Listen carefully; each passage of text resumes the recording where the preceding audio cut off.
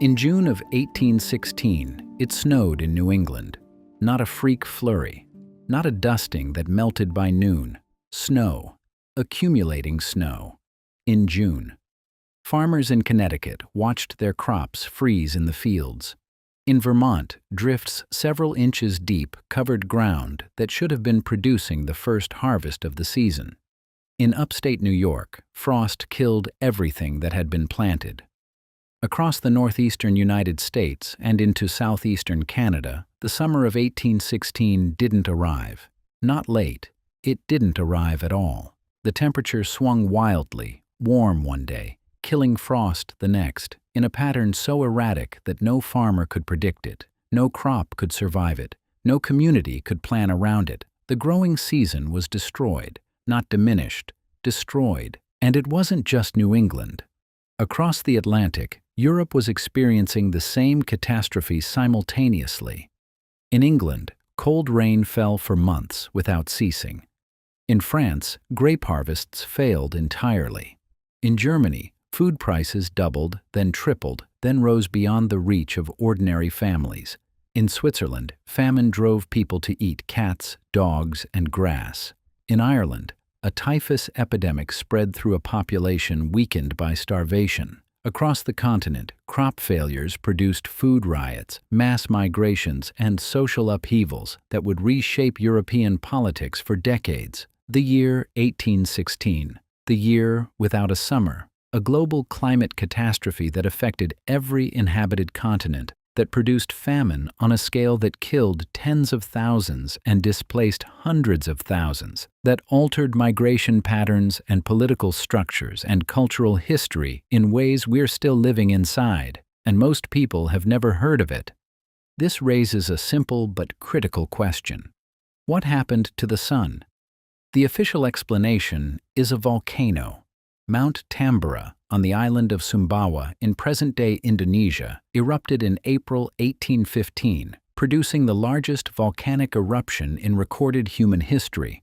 The explosion was estimated at 4 times the power of Krakatoa. It ejected approximately 150 cubic kilometers of rock, ash, and sulfur dioxide into the atmosphere. The sulfur dioxide formed an aerosol layer in the stratosphere that reflected incoming solar radiation back into space, reducing the amount of sunlight reaching the Earth's surface. Global temperatures dropped by an estimated 1 to 3 degrees Celsius. The summer of 1816 was canceled by a volcanic winter, and that explanation is true. Mount Tambora erupted. The eruption was massive. The atmospheric effects are documented. The temperature drop is measurable in ice core data. The connection between the eruption and the year without a summer is one of the most well-established examples of volcanic climate forcing in the scientific literature. But here's what the clean volcanic explanation doesn't address: the scale of the human catastrophe, the speed of the societal response, and the suspicion, the more I looked at the evidence, that the year without a summer didn't just disrupt the existing order. It provided the conditions for a new order to be imposed on populations that were too starved and too desperate to resist. Start with what happened on the ground, not in the atmosphere. On the ground, in the communities where people lived and grew food and tried to survive a summer that produced winter. The deeper I went into the regional records, the more the scale of the disaster became staggering.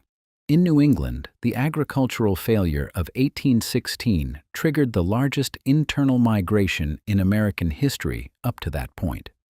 Thousands of families abandoned their farms and moved west. Vermont lost population.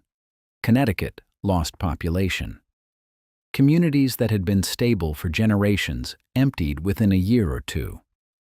The mythology of American westward expansion, the restless pioneer spirit, the pull of the frontier, these narratives obscure a simpler and darker truth.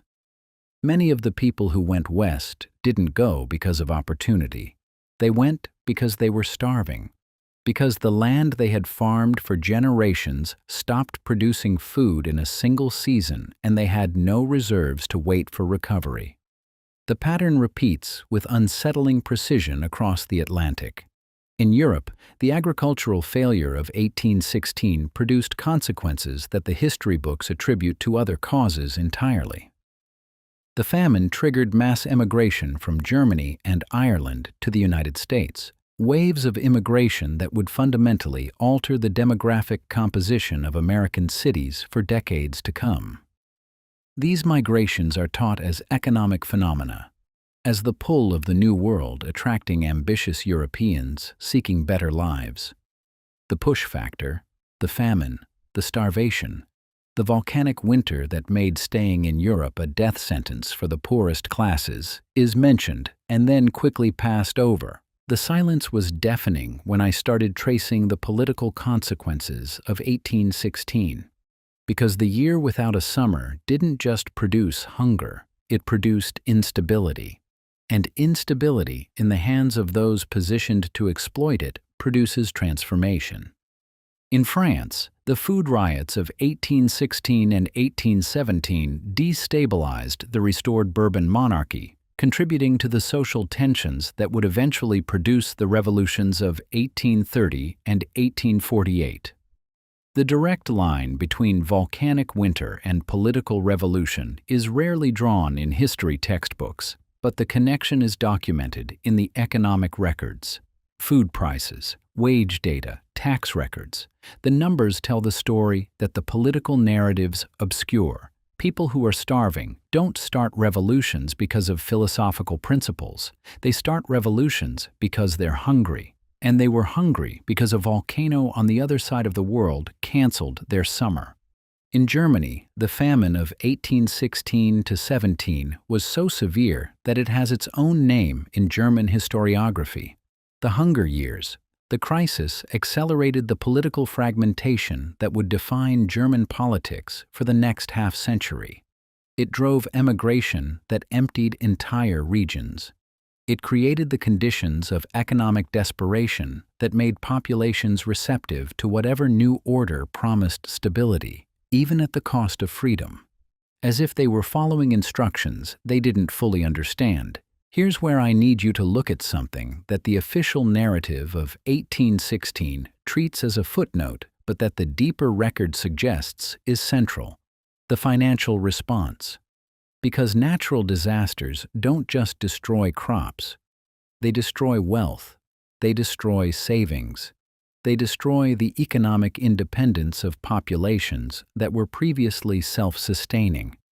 And into the vacuum left by that destruction, new financial structures can be inserted that would have been resisted by a population that wasn't desperate.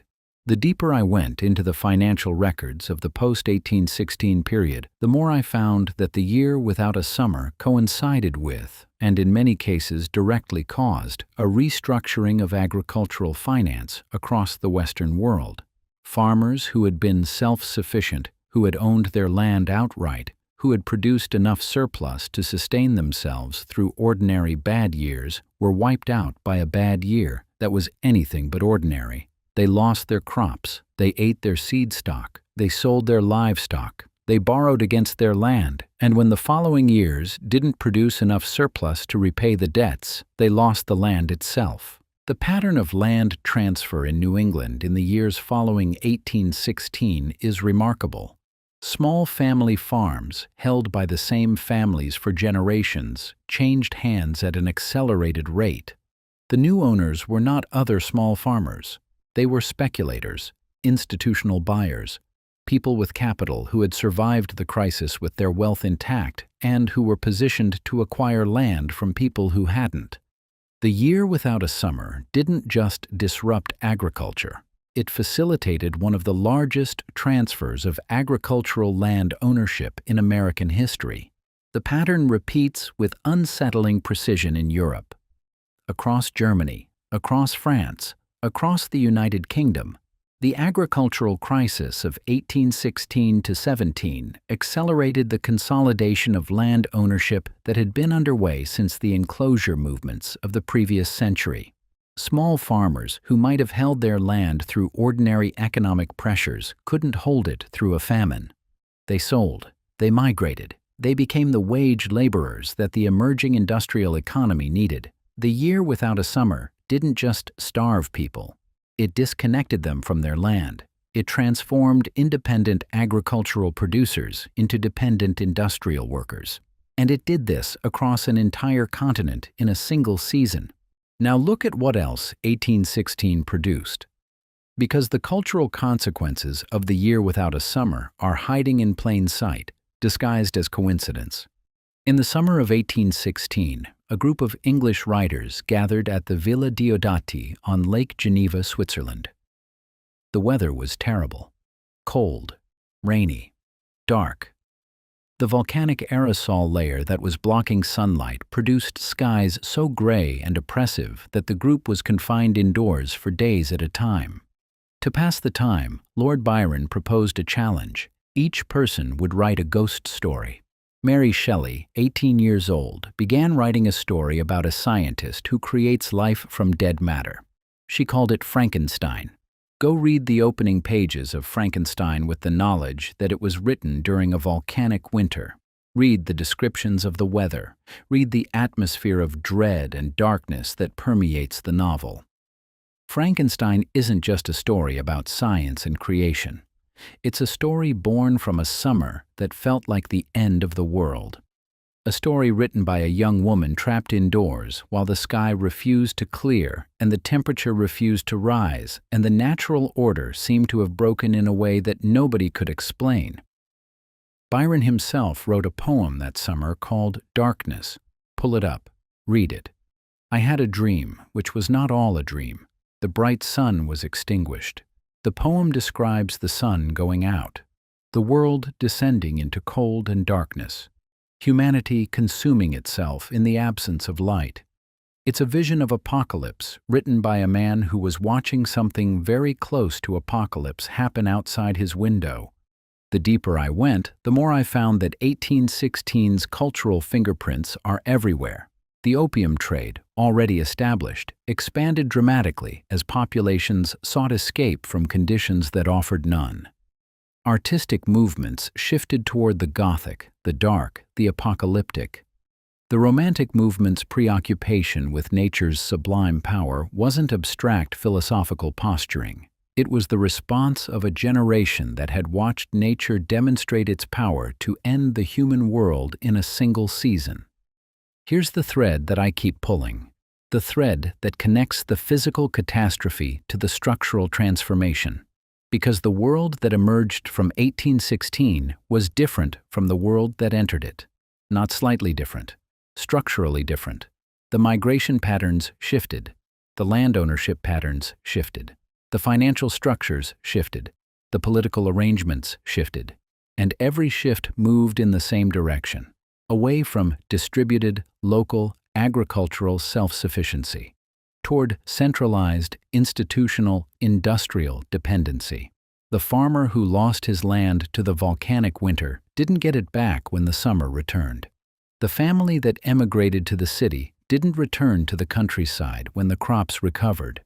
The financial structures that were installed during the crisis didn't dissolve when the crisis ended. The crisis was temporary. The transformation it enabled was permanent. The official explanation collapses here, because the standard narrative of the year without a summer treats it as a natural disaster, a volcanic event with temporary consequences, a bad year that was followed by better years. The standard narrative doesn't ask why the recovery from a single bad growing season produced permanent structural changes in land ownership, migration patterns, labor markets, and political arrangements across two continents. It doesn't ask because the answer might suggest that the structural changes weren't an accidental consequence of the disaster, but an intentional response to the opportunity the disaster created. I'm not telling you that someone planned the eruption of Mount Tambora. Volcanoes are not instruments of policy, But I am asking what happens when a natural disaster produces a population that is displaced, desperate, and disconnected from its land. I am asking who benefits when independent farmers become dependent laborers. I am asking why the financial and political responses to the crisis of 1816 consistently moved wealth and power upward while moving populations downward. I am asking why a catastrophe that affected everyone unequally transformed the lives of the poorest while leaving the structures of the wealthiest not just intact but expanded. I'm asking why the year without a summer is taught as a weather event rather than as one of the most consequential moments of economic and social transformation in modern Western history. I'm asking why the famine is a footnote and the migration is attributed to pioneer spirit. I'm asking why the largest transfer of agricultural land in American history is buried beneath a story about a volcano in Indonesia that most Americans have never heard of. I'm asking what the world looked like before the summer disappeared, what structures of independence existed that the crisis destroyed, what patterns of self-sufficiency were broken in a single season and never restored. What the world might look like today if the summer of 1816 had arrived on schedule, and the farmers had kept their land, and the families had stayed on it, and the migration hadn't happened, and the industrial labor force hadn't been created from the wreckage of a volcanic winter. Handed a history of westward expansion and told it was ambition, what else have we been handed and never thought to question?